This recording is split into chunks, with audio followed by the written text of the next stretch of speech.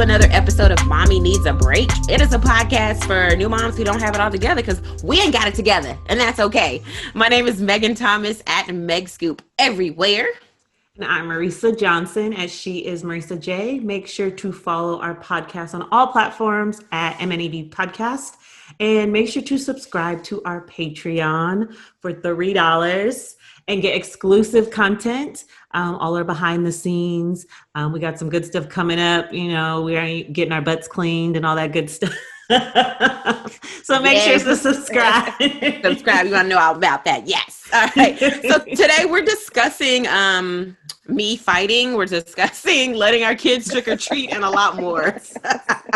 But we have something a little different for today's show. It's the best friend episode. And our guest, not only is she a clinical care coordinator social worker, she's a wife, a mom of 3, and she's also the person that probably knows me the best because she's my best friend of almost 30 years.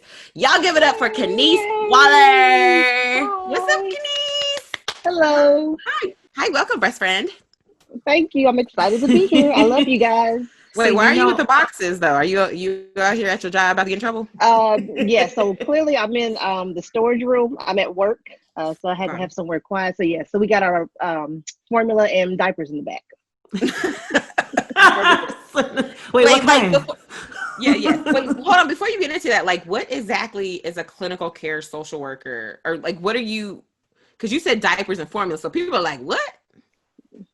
So yeah, so I am the social worker. I work at a hospital, and I'm the social worker for the labor and delivery floor, mother-baby, pediatrics, and our special care nursery, which is our NICU.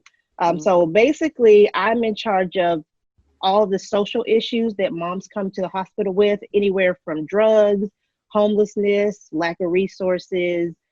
We get a lot of, I can do adoptions, surrogacy cases. I handle all of those. Just anything where a mom needs something. I mean, we have fathers who are in jail. They ask me about DNA tests, just everything. Anything you can think we gotta of. get into that. We gotta get into all that. Yeah. We're gonna get into all that later in the show because I have some questions for you.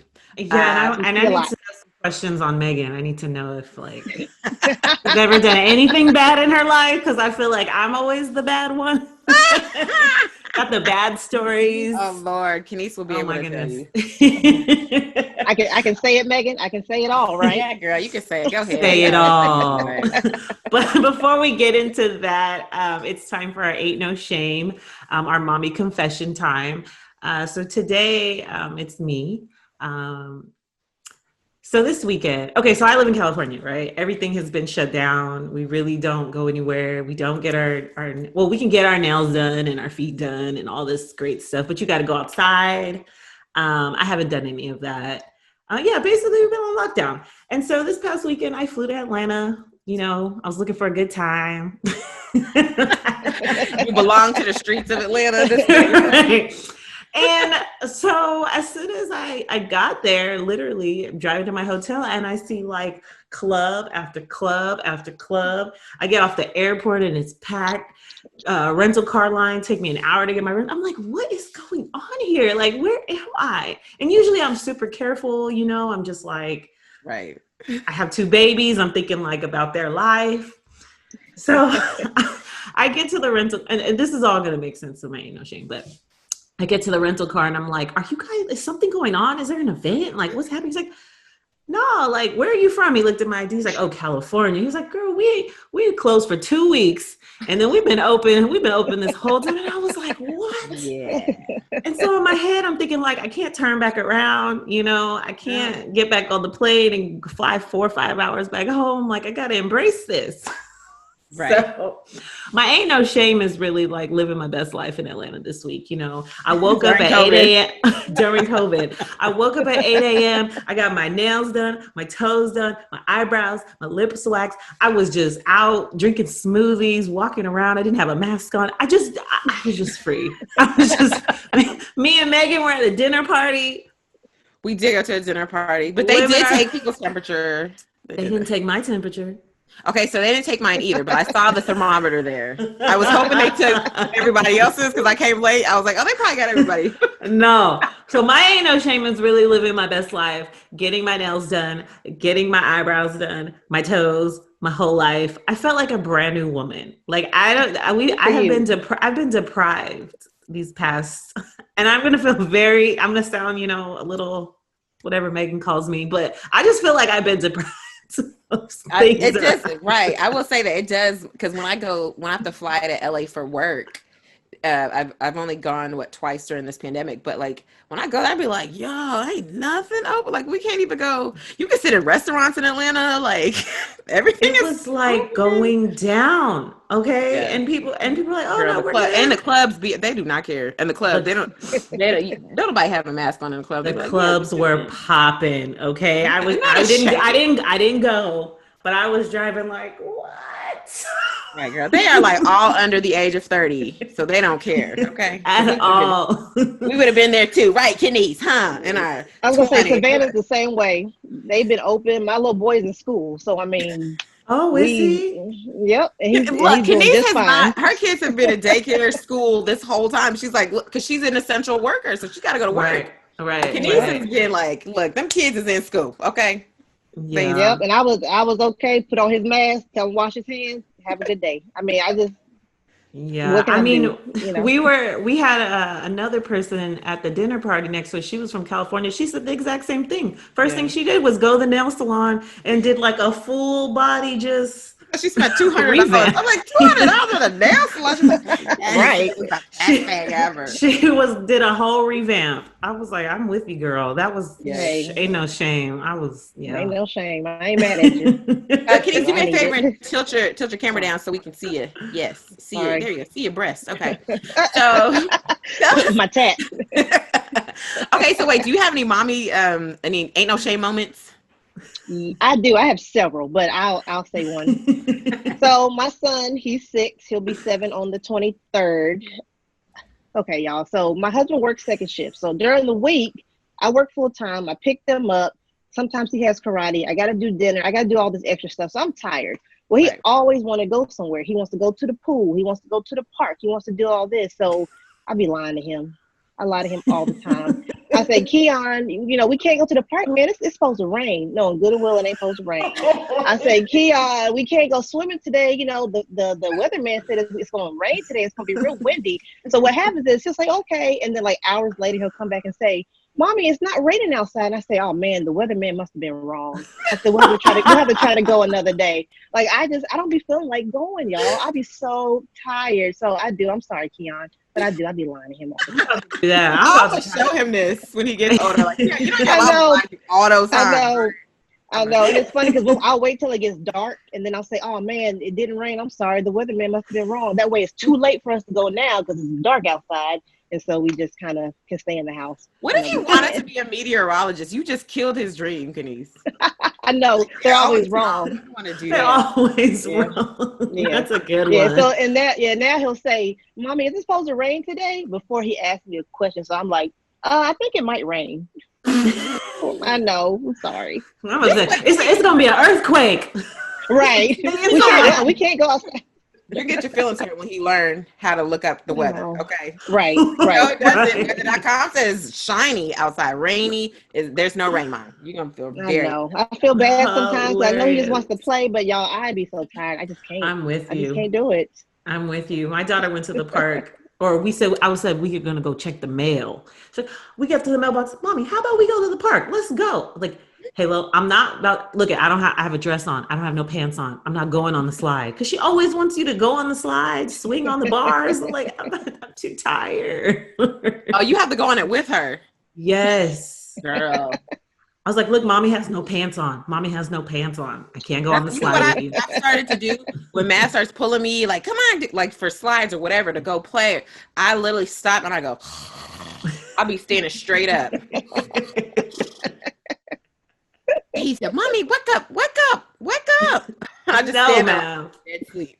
One day he's gonna be like, you can't sleep standing up, Mom. And then I'm gonna be like, oh, okay. But until then, I'm standing up.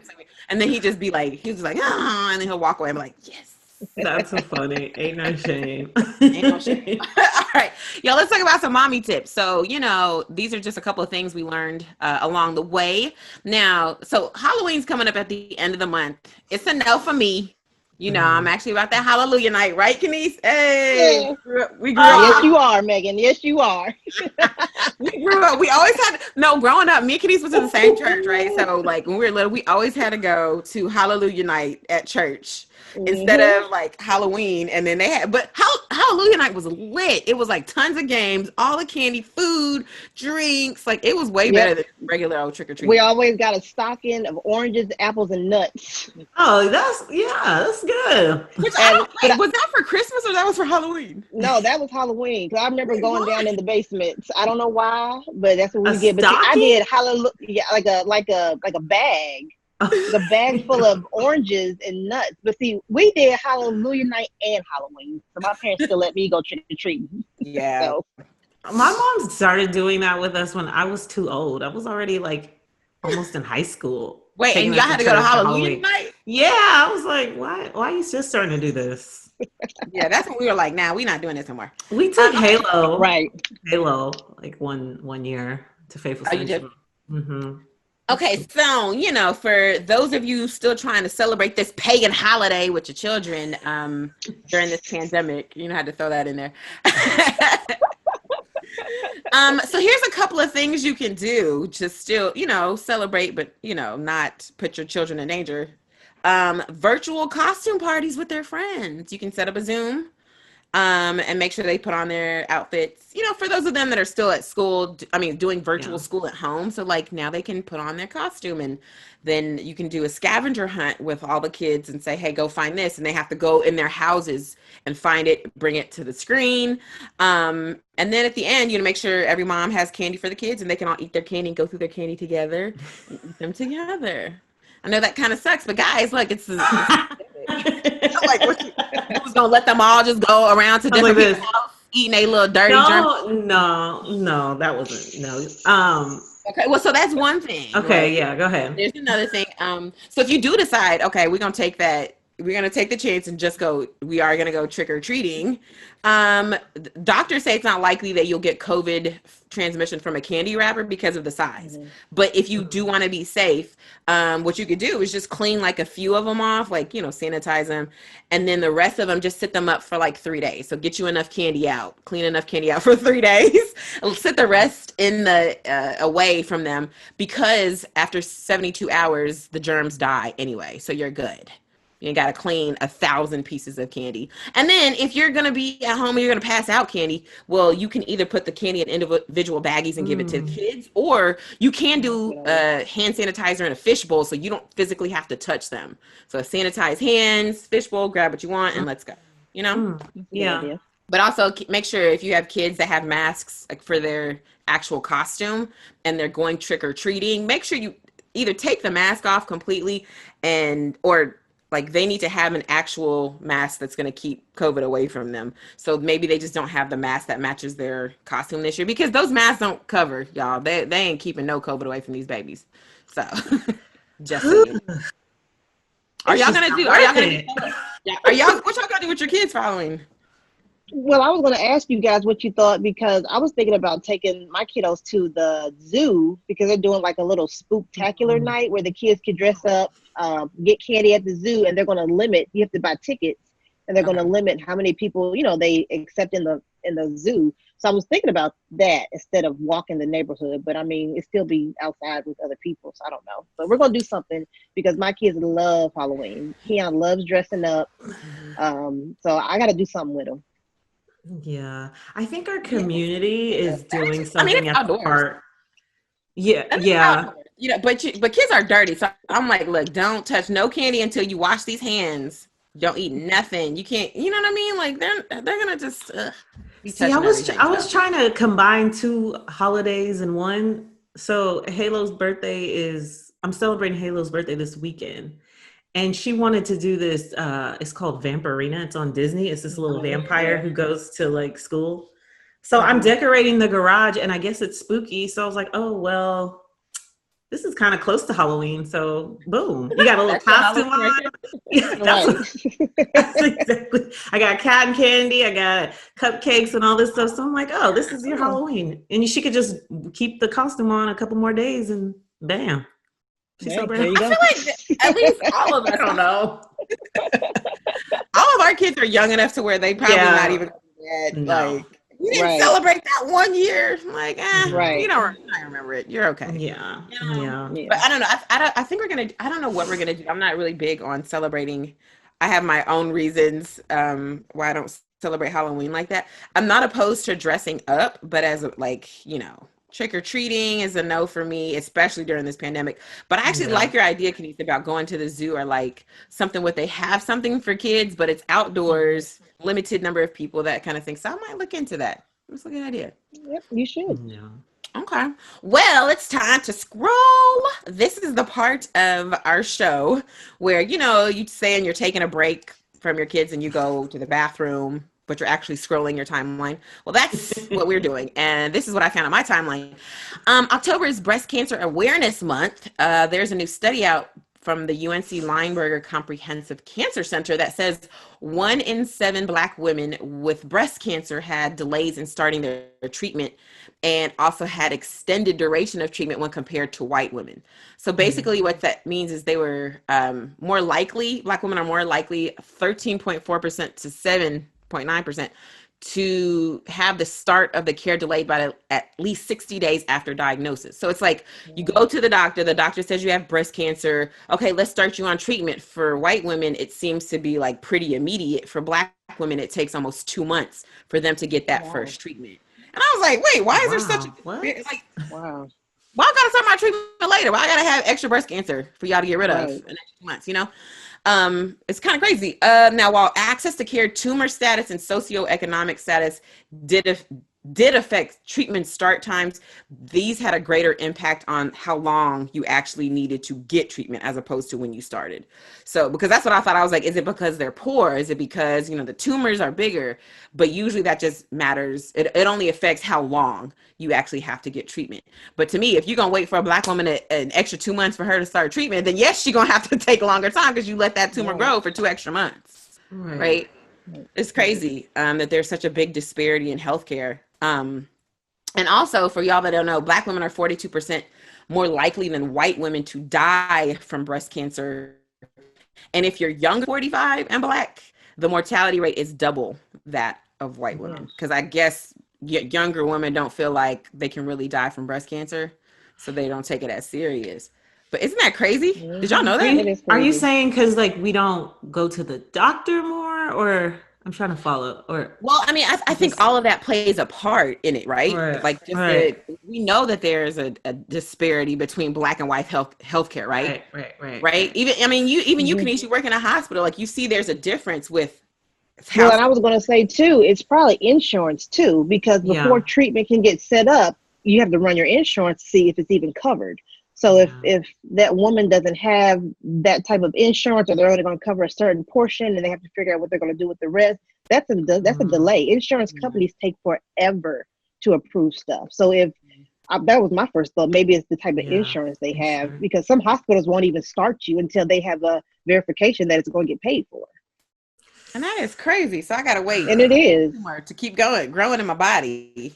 Yep. It's sad. That's so crazy. So, because it is Breast Cancer Awareness Month, I think us being Black women should at least make sure we're doing self-breast exams at home, because those can actually really help find any lumps if you have them before it gets too crazy. Because I looked at on the National Breast Cancer Awareness website, and they said that if you catch breast cancer early, there's like a 99% chance that you will live through it. So we need to do our self-breast exams every month. Quick pop quiz for you too. When should you do a breast exam by yourself? Ding, ding, ding. Go ahead. Go. In the shower. Yes. How often? I don't know. Every time? Every month. Every day? No. And every month. And usually after your period. So like a few days after your period. I knew it was something on your period. I was going to say on your period. Okay. I didn't know that. Well, because I think your breasts like change during your actual cycle. So like after it's over, a few days, like a day or two after, you can start feeling around. Now, does anyone know how to do a self-breast exam? Not really. I'll just say like, no. Yeah, I was going to say, I know you're supposed to do a circle, right? You're supposed to somehow do some kind of like clockwise or something. I don't know. Yeah, so let's go through it really quick. Why not? So first of all, if you see any dimpling, puckering, or bulging in your skin, your nipple has changed position, like it's inverted when it's usually out. If there's redness, soreness, rash, or swelling, and you raise your arms, you can see the same thing, or you see it when you raise your arms, call your doctor. That's not normal. Anything that's not normal, call the doctor when it comes to your breast, because early detection can save your life. So there's and if your nipples are leaking and you're not breastfeeding, call your doctor. Okay, so the first one, you're actually supposed to do it lying down, which I didn't know. You're supposed to do it a couple of different ways, lying down and in the shower, because the different the different movement of your body, it will change your breast tissue, so then you can feel different areas. So like when you're in the shower, it's slippery, you can feel differently. When you're laying down, stuff moves, so you can feel in other areas. So basically, you want to cover your entire breast, start at the nipple. You do like circles. You want to use I personally like using 3 fingers, but you can use 2. Start at the nipple and just basically go outward, and then also do it up and down. The same thing, up and down. And then do it in the shower as well. So that way it's sometimes sitting, sometimes standing. So that way you have different positions. Okay. Got it. Breast exams. Just let everybody go. Breast exams. Come on, ladies. Let's go. Woo, woo, woo. Amy's still not doing it. All right. Let's get into some information about you, Kaniece. You ready? No, well, first I want to know some information about Megan. How did you meet Megan? So my dad was in the Army, and we got stationed to Fort Knox in Kentucky, and we lived in Radcliffe in 1992. Our neighbor invited us to this church, like the first day we were there. And so my parents went to this church and they loved it. And so we started going on a regular basis. And I remember they had children's church. And I was like 9. So Megan was probably like 8. So they had children's church, and I went downstairs and I saw Megan, and we just started talking and became friends. And we've been friends ever since. We've stayed in the church, schools, jobs. Like we've done like everything together basically. She's been almost 30 years. It's been 28 years now. Wow. So, yep. No, when I think about it, we've literally done like church trips, vacation Bible school. Our first job was together. We worked at a call center together. We worked at a barbecue restaurant together. We babysat together. We shouldn't have been working at that barbecue, but they're families. We babysat together. We were in the choir together. I mean, like everything we did extracurricular, we basically did the same thing. All the time. That's crazy because I actually met Megan at church too. That's interesting. All my friends from church. So I mean, okay, so you guys met in church. Were you guys the goody two-shoe church girls? Were you the wildin' out church girls? Because Megan has a reputation of being, this. Which I don't really understand why, but maybe I am a little square. Because it's funny because when I really started watching your all deaf videos, it's like everybody's jab is the church girl or the girl that just the goody two shoe girl. Well, because I don't do because I'm not out here streaking or something. Like I don't understand what do I mean? Because Megan, Megan, yes, she was the goody two shoes when we were in school and at church. She always raised her hand to read first. She always answered all the questions first. I mean, her dad was a deacon, so I felt like her and Chris, her brother, like they knew everything. So Megan always was like the first one to volunteer for stuff. Everybody in the church loved her. Like I would have to say, Megan, you were a goody two shoes. But the thing is, Megan did stuff secretly on the side. So it made, everybody thought not anything bad, but it was. No one would ever think that Megan would do A, B, or C when maybe she would. A, B, and C? So I would say, yes, she was a goody two shoes, but she still tried some things. She still did some things. Megan, what'd you try? What did I try, Kaniece? What'd I try? Why are you trying to be funny? I mean, when you're in high school, you drink sometimes, you meet older guys sometimes, stuff like that her parents would have found out, it would have been a wrap. Well, they found out now, Kaniece. Thanks. They just. So my mom, that is true. Mind you, me and Kaniece's mom worked together at the church for years. Hilarious! Like they were the two secretaries that were like opposites next to each other for years. And so like when so she loves Kaniece just like she's her daughter. And so I told my mom, because she's at the house right now, I was like, oh, I'm gonna interview Kaniece. She's gonna be on the show. She's like, oh, I'm gonna watch. You should have told me that before, Megan. No, it's fine. Now she's gonna be like, what older guys were you talking to, Megan? Right. What older guys? Like, you want to know this whole story? Because you may not like it. Look, I was doing the same thing. I just know because it's funny because when I tell Megan my story, she'd be like, what? And me, I was like, what? That's not normal to you? Because like my dad was like very strict on us. Because you could ask Kaniece, I'd be like, Kaniece, you want to come over to my house? She'd be like, no, like I don't want to hang at your house. No, I wouldn't say no, but yes, you did. Kaniece, I always wanted you to come hang at my house. You was like, no, you can't come to my house. No. But Megan's dad Megan did miss a lot of stuff, that we used to do because her parents wouldn't let her go or anything. So when she did get to go, it was like, yes, it was like, I'm here. Like, I remember senior sign night. Like, she didn't think she was going to get to go. When you become a senior, you go out, and we used to go to the fields, spray paint your clothes, all this regular stuff. Aww. But they let Megan go, and I mean, Megan was just wilding out. Wait, what did I do? I don't remember doing anything. I didn't drink. Megan, well, you didn't try that Mad Dog 2020. Oh, yo, that was my first time trying Mad Dog. Oh my God. I don't know who had it, but we were these young girls. Now that I look back, I'm like, what are we doing? But I mean, we didn't know any better. But yeah, we're sitting here trying Mad Dog 2020. The blue one, the red one. Yes, it was. Oh my goodness. It was blue. It was blue, and then so it was so funny because.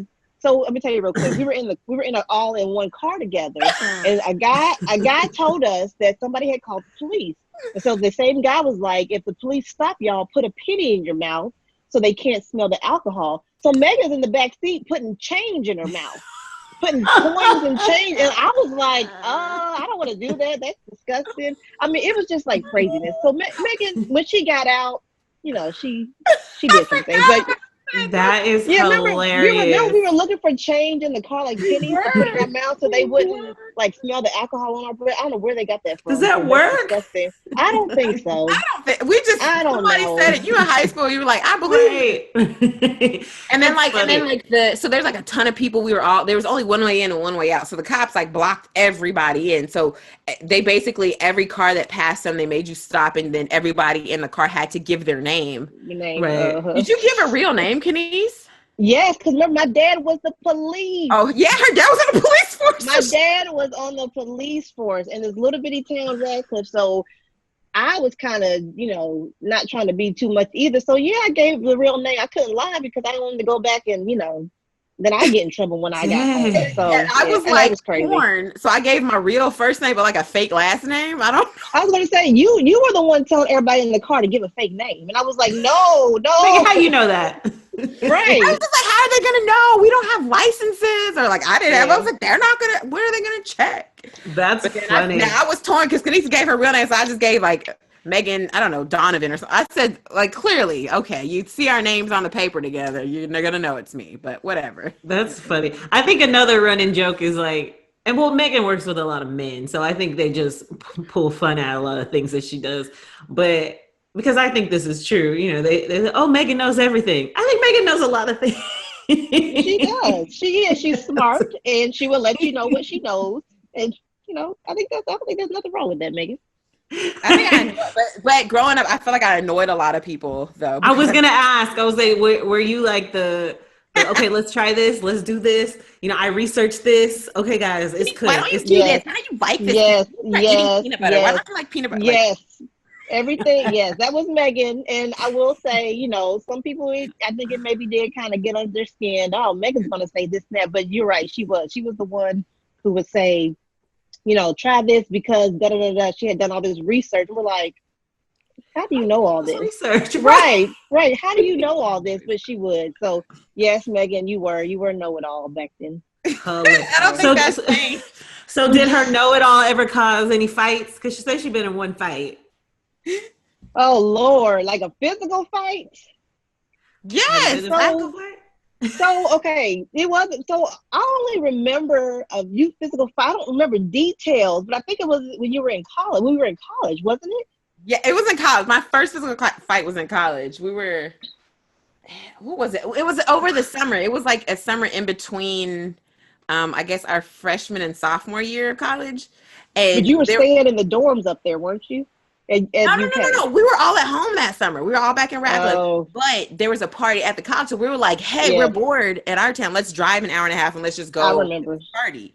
So we get to the party. Mind you, I got my purse with my tithe money in it. Okay. I had like $70 in tithe money. Okay. Tithe Yes, money? yes, her Yeah, some time tithe money. money. Yes. Okay. It was, I don't know why I had that much in cash chilling in my purse at this party. Right.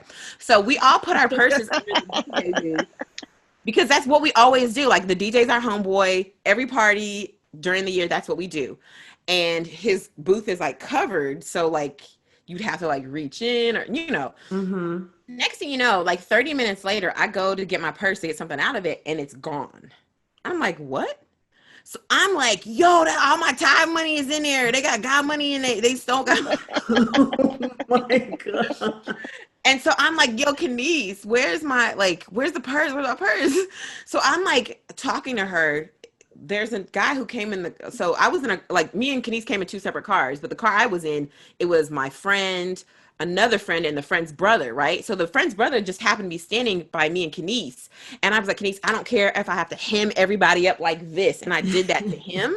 Like, I was like, if I have to do this to everybody to get my purse back, like they're gonna give me my purse back. So his sister, who was in the car with us, sees this from across the room and comes storming through the crowd and was like, I know you don't think my brother stole your purse. It's like cursing me out. And I'm already on 1,000, okay? Usually I just walk away. But at this point, you done stole Jesus' money, okay? So I'm over here hot. So I get back at her face. Kaniece breaks us up. She's like, Megan, stop. Like, oh my gosh, I've never seen you fight. What are you doing? Right. She's like, come on. I So she remember like that. pushes me upstairs. We go upstairs and I'm sitting down. I'm like, okay, now we got to check everybody walking out, Kaniece, because I need my purse I back, right? remember that. The girl comes up the stairs. I'm sitting down. She's now standing above me. And she's in my face. She's still cursing me out, doing this. Now, mind you, Kaniece already pushed me upstairs trying to get me to get away from this girl. Right. So I stand up. Because I got like 20, 30 pounds on her, okay? Yeah, this girl was like this big. She was little. So small. She was. Right? She was. I always been a little chunky. So stand up. And her fingers in my face like Oh, this, no, right? no. She's doing this. She's like, No, basically, no. I could feel the air every time she did. I could feel the air coming towards me. So I smack her finger out of my face, but in the process, I smacked. Like if it's like this, I smacked it and I smacked her face as well. And when I did that, she said, and punched me right hook to the face. And she punched me in my face, right hook to my face. I did this, and all I know is They I just guess started I fighting. can't remember what happened. I just kept doing this. I saw red. I don't know what happened. And the only thing that stopped me was, I think, Kaniece, you pulled me back. I was gonna say, I think I was trying, like it just happened so quick. Like it just happened, like they just started fighting. And so I think I was just trying to like pull Megan away. Like, I don't even remember, but it was just a mess. But Yeah, it was that crazy. like, y'all, I swear to you, I saw like red. I didn't see anything. All I know was it was like die. Like it was just, Oh my gosh, I wonder if she follows you on Instagram. oh well, girl, we're cool now. But she Yes. like when Kaniece pulled her off of me, I swear to you, I was just like, whoa, like what just happened? I don't even remember hitting her. All I know is the white meat was scraped all the way down to the white meat on her nose because I had rings on. Mm-hmm. And so I just was like, and then her friend like takes her outside, and I was like, whoa, Kaniece. Yeah, I just remember you screaming too, Kaniece. I think you were like, ah! I told you, I didn't know what happened. It happened. I wasn't, because we were all friends. Right, We right. were all like, so I didn't expect for them to really like start fighting, like arguing, yes, and but like when it happened, I was just like, oh my God, like what in the world? So yeah. Right. Wait, so did I you do get remember God's that. money back? No, girl, whoever got Nope. it first, they Oh my probably, goodness. they probably lost a limb because they over here stealing from the church. But I did get chicken pox the like day after, which is weird. So I was talking to my doctor. So like I got like chicken pox, but at that point, me and Kaniece was working at a daycare that summer, right? Remember? Yep, I remember. And I was like, oh, I had assumed it happened like the day after I got into this fight. So I had to call the daycare. I was like, I can't come in. I got chicken pox probably from one of the kids. And they was like, no, that vaccine, there's a vaccine for that. These kids don't have chicken pox. Where do you get chicken pox? And so basically, I told my doctor that, and I told the doctor, like, I got in this fight, and I explained it. And she was just like, wait a minute, you got a fight? She was like, explain that. So I told her, and I told her, I was like, after the fight, I was like my adrenaline was pumping for like 7 hours. Like I couldn't sleep. I'm telling you, like for 7 hours, I was. Y'all don't fight Megan, okay? Look it. And she said, did you have chicken pox when you were little? I said, yeah, but my mom said it wasn't that bad. She was like, well, when you have it, like it sits dormant on your nerves. So, and some things can activate it. So she was like, if your adrenaline was pumping like that and pumping for that long, she's like, there's more than likely it activated your chicken pox. And when you get it as an adult, it is not fun. It's like 10 times worse than when you had it as a child. Oh my gosh. It's way worse, y'all. It's not your even money stolen and got chicken pox. It's like a rash. It's like an itchy rash. It's not the little dots like when you were little. Dang. Girl. I'm sorry. Yes, I do remember that, Megan. I don't want to get y'all don't push Megan's buttons, okay? Do not push Megan's buttons. So, your friend, I'm sure you're very proud of her. She's out here a celebrity. She be interviewing Tyler Perry. No, you are, Megan. You don't know me. Tyler Perry.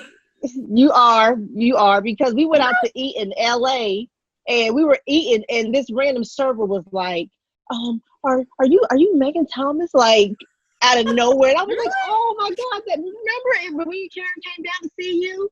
And we went to TGI Fridays. He was staring at you, and I'm like, that guy's staring at you, a little young kid. And he came up and said he watched you on the show, and I said, oh, how cute is that? So you are, Megan. They love you. Yeah, she is. And I realized that too when we were out and Mav was first born, and someone was like, is that baby Mav? I was like, oh my goodness. I was like, yes, don't be looking. Because I hadn't showed his face yet. Remember, I was like, don't be looking at my baby. But so is Megan the same? Has she stayed the same? Has she changed? What do you think? No, she's the same. Yeah. Megan is the same. Megan has always been, like you see, just full of life, funny, know-it-all, smart, not scared to speak up and say what she has to say. So no, Megan has not changed at all. Like, I'm not surprised. I'm not surprised that she chose this field because she's always been this personality since we were little. So yeah, no, not at all. Oh, thanks, Niecy Poo.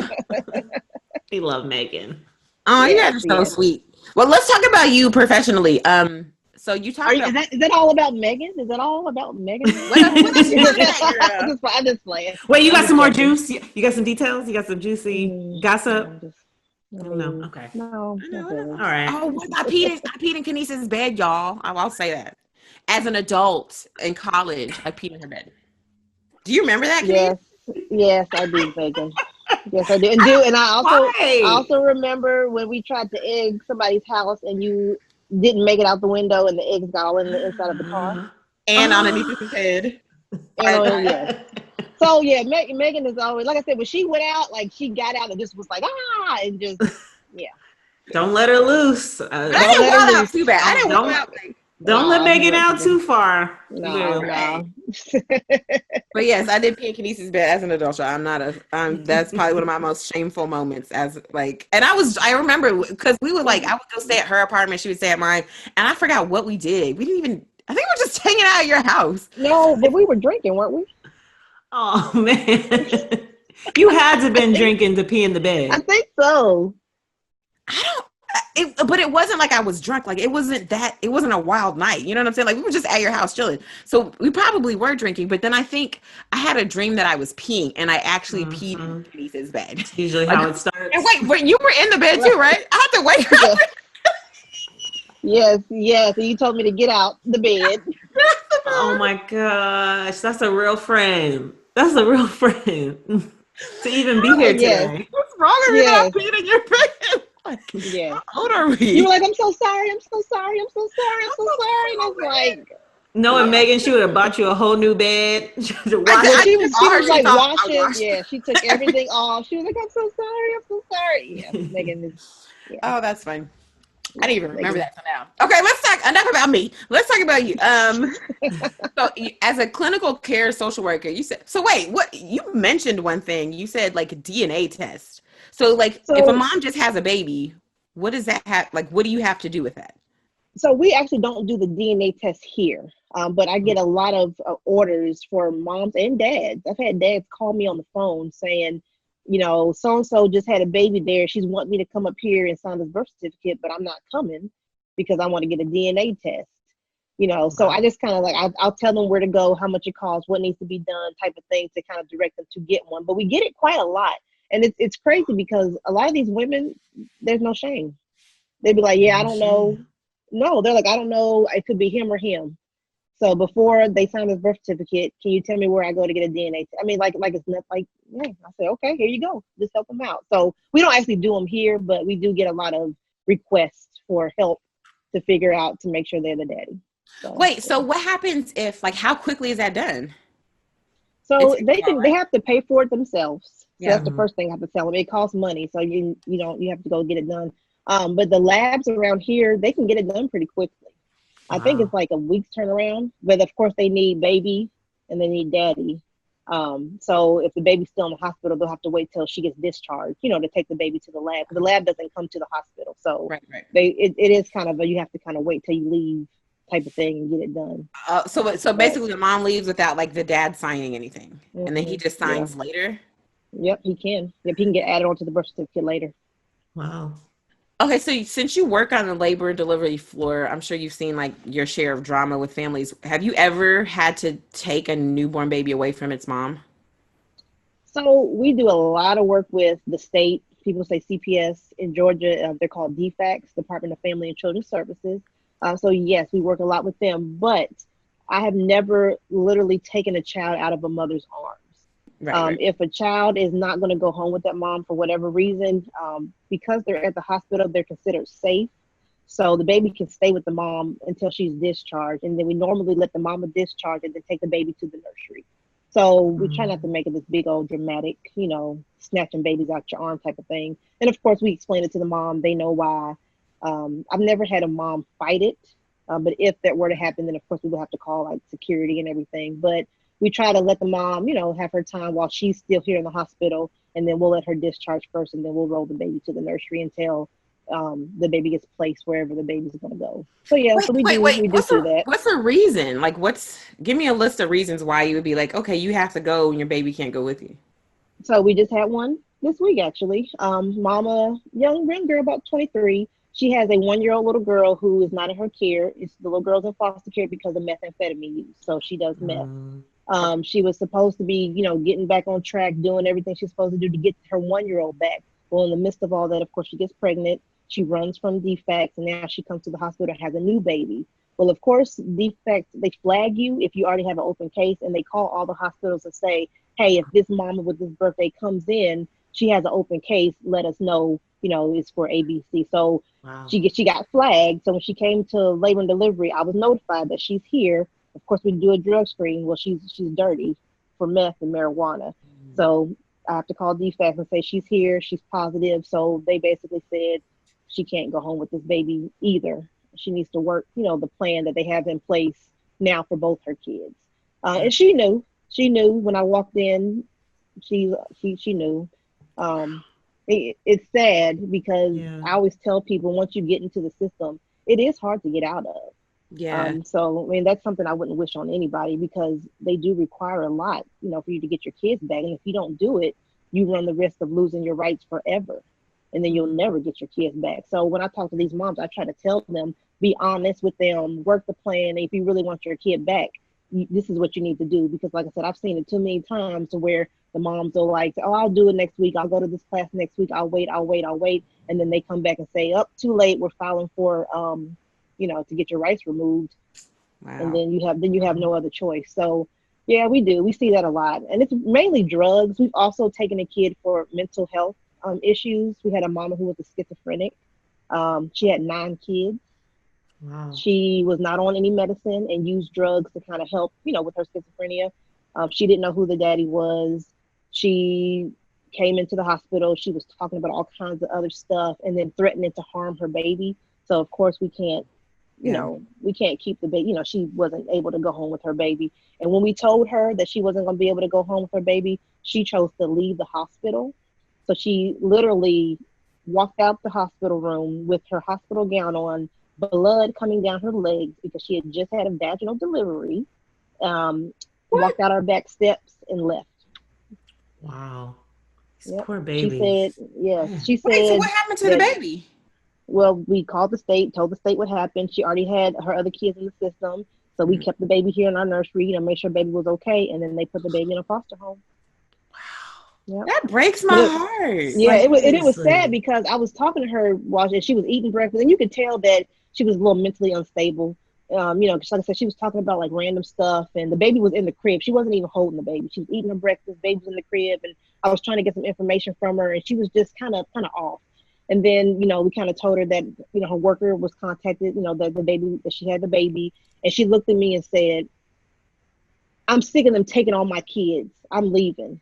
And then she said, "Can you leave so I can get ready to go?" So I stepped out, told everybody, and next thing I know, I see her walking down the hall with her gown on, those little mesh underwears, Oh man. blood dripping down out the back door. I mean, it's sad because you knew that she had some mental health things going on and that Yeah. she wasn't, being treated because her mom had even said once she's on medicine, she was fine. Yeah. But yeah, so we see a lot of that too. So those are the two main reasons why kids don't really go home with their parents. Any kind of, drug issues and or, mental health stuff, any kind of danger to the kid that they see may happen, can get it. So Has anybody ever tried to like fight you or like yell at you, curse you out? no, not me, like directly. But we have had several daddies yelling and cussing everybody out, all Mm. of the staff, all the doctors, security comes up, but not me, not me directly, no. Uh-uh. We were talking about disparity earlier with black and white women in healthcare. Do you see any patterns with pregnant women, especially women of color, that come through? Absolutely. So my hospital is a nonprofit hospital.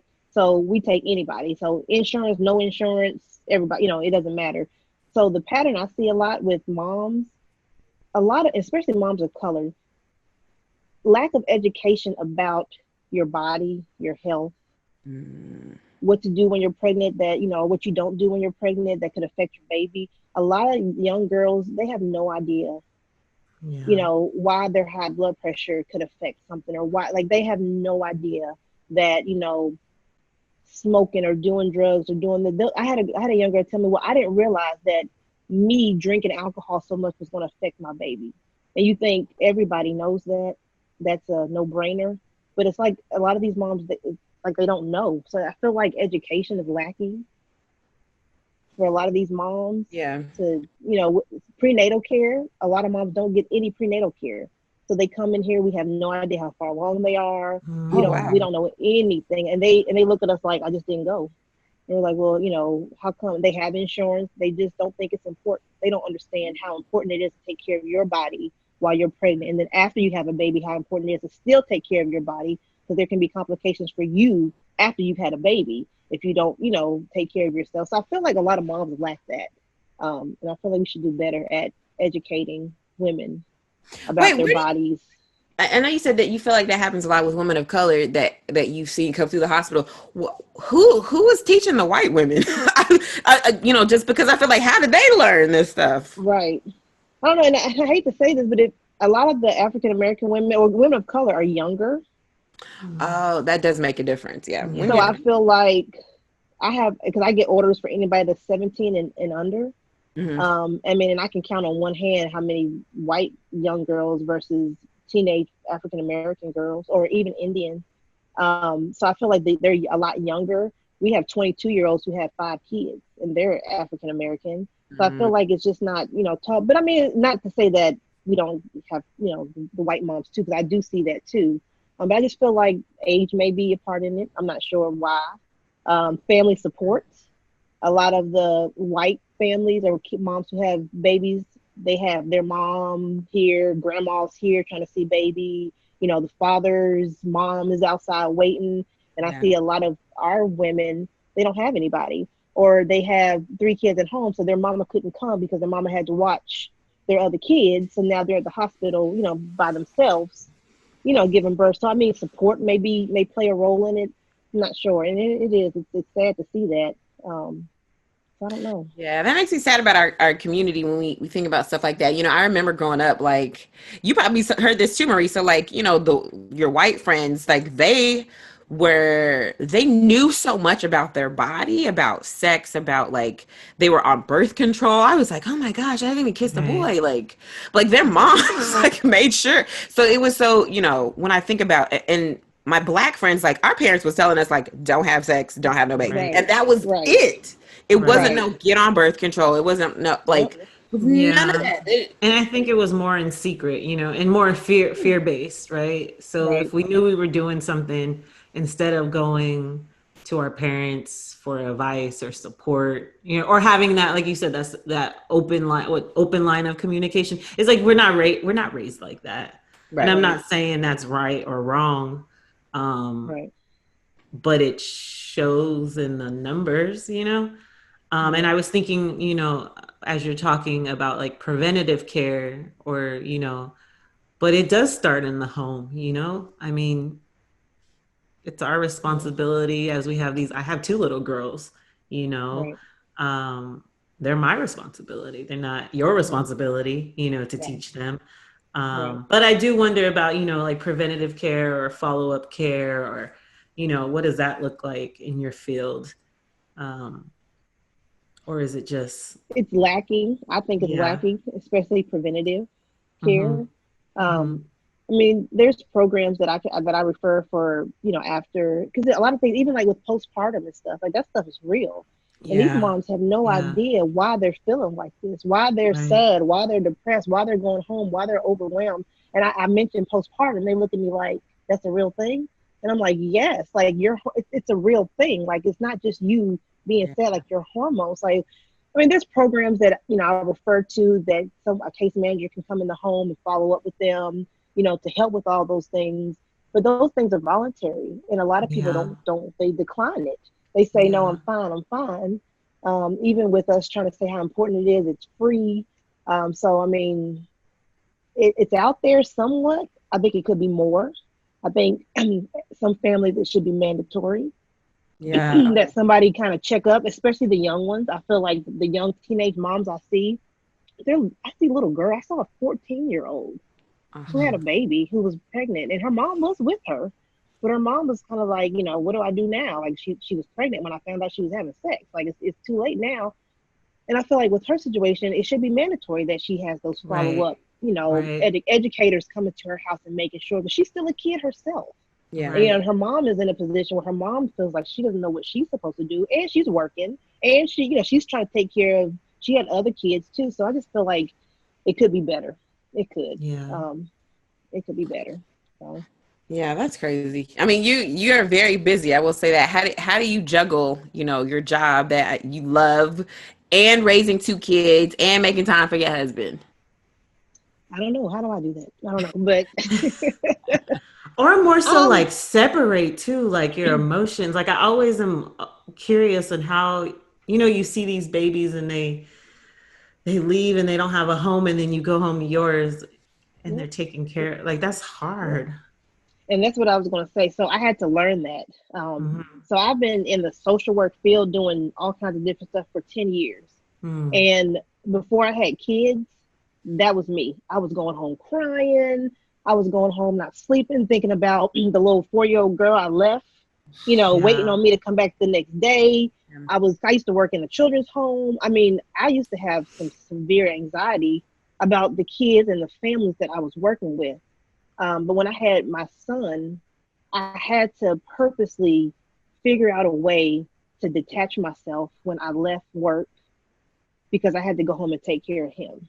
And he was my priority. And yes, it's sad that, like you said, I'm leaving these kids who don't have homes or who are sitting at the hospital waiting for a family to pick them up, or their mama just, but I wasn't doing good for me. I wasn't sleeping. I was crying. I was depressed. I was worried. And I could tell it was affecting me and my kids, me raising my son. So I had to, at some point, I just had to say, when I leave work, I have to leave work at work, and I have to go home and take care of my kids and family. And it wasn't easy because, like I said, I went through some things with my anxiety and everything, just trying to have that balance. But I feel like I do good now. And I hate to say that because I hate the word detached, like I don't care, because I do. Like Megan said, I love what I do. But I wasn't going to make it with my kids if I didn't do that. So that's the major thing, how I kind of juggle that. And then prayer. It's hard because my kiddos are small. So, and my husband works second shift during the week and some weekends. So time alone with him is very, very, very scarce. So we just kind of do what we can do when we can do. When the kids are asleep, that's our quality time. And, we just gotta try to work things in as we can. Because I always say there's not going to be little forever. There's going to be a point where they're going to be teenagers and out the house and grown. And then me and my husband will be looking at each other like, what do we do? So I just try to tell myself, just take it one day at a time. It's not going to be like this forever. And then I'm going to miss those times because my daughter's 2 and I already miss her being an infant. And I'm like, golly, she's grown up already. So time goes by quick. So I just kind of try to think positive and just keep going. Oh, go ahead. No. Go. Oh, no, I was just going to say, what's next for you? Do you think you're going to stay in this area of work? What do you think you're going to? So, yes, I absolutely. No, because I feel like I've done a lot in social work, and I actually started off wanting to be a school social worker. That was my focus was school. I want to be in the school, and then out of nowhere, I got a job at a hospital some years ago, and I ended up loving that. So I feel like, and I've worked at the court, I worked for the state, I've worked at schools, so I've done a lot of different social work jobs, and I feel like hospitals where I want to stay. Like I love it. I really, really do. I love it. So becoming a licensed social worker? Yep. So I'm also doing that. So I'm working to get my LCSW. I'm going to be taking my test within the next year. I'm still getting my hours taken care of. Because with that, I can start doing some counseling as well, which I also love. Because sometimes going into these rooms with these mamas, I'm in there for 45 minutes just talking to them because a lot of times they don't even have anybody to talk to. So I'm like, hey, so I feel like if I can get my LCSW, I can start, doing more in the counseling area, which I really, really like too. So that's it. But yeah, I think I'll stay. Yeah, I'll probably stay doing this. God's work. Yeah. I try, hopefully.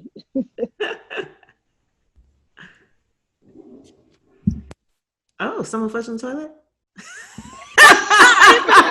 I heard that too. Next to the bathroom. I heard that too. I did. Oh, that's funny. Okay. Before we get out of here, we got one last thing, Kaniece.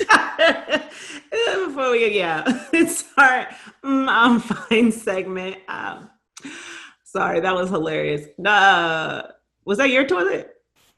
Yeah, I'm next to the bathroom. Oh, okay. I had to clarify that for those listening. So we like to leave you with I'm fine, an inspiration for you to remember that you are fine, not just physically, but mentally, spiritually, and emotionally. Today, Megan, what do you got for us? You're on mute. You muted the toilet. I did. I'm sorry. I'm so sorry, you guys. So I have 2 quotes about friendship because my best friend. The first one is, good friends are like stars. You don't always see them, but you always know they're there. And that's true. Because me and Kaniece could go like a few weeks without talking. And then once we talk again, it's like we never not talked. Like it's always right. And then the other one, it's not that diamonds are a girl's best friend, but it's your best friends who are your diamonds. And I just want to say, y'all are my diamonds, Marisa. Oh, thank you. I cherish y'all so much. You guys make me feel.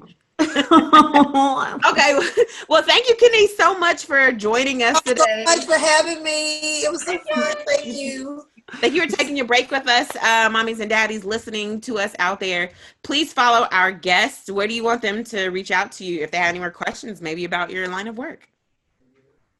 Me? Yes, you. Who else they gonna reach out to talking about some clinical care coordination? You know good and well. What?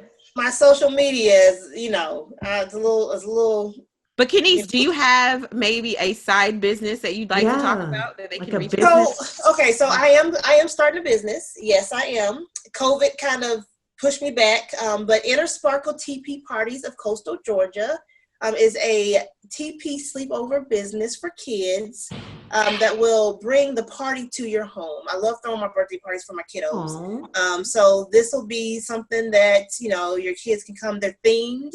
So we can do a theme for your kid. We also do activities, the painting, canvases. We'll do little spa days for your kiddos, have TP in a little bit. And again, we do all the setup. We do all the cleanup so the parents can have a stress-free birthday party. So I am looking to start that beginning of next year. Again, we were supposed to start this year, but COVID kind of messed us up. So yes, be on the lookout for that. And the website for that is innersparklepartiesga.com. Ooh. And when you get your license, you got to get your counseling website up too. Yes, I will. Yes. Yes, because she has counseled me many a time, all right? Many a time. All right. Y'all, I'm Megan Thomas at Meg Scoop everywhere. For exclusive footage and giveaways, make sure you click our Patreon link. If you're watching this, it's in the description. Or if you're listening to this, head on over to our YouTube channel. You can see us as well. Yeah, and I'm Marisa Johnson. Make sure to follow me at She Is Marisa J. Follow our website, mnadpodcast.com. Subscribe to our Patreon. Just do all those things. Like us, share us, do all that good stuff. Thank you guys so much. We'll see you next week right here on Mommy Needs a Break. Bye.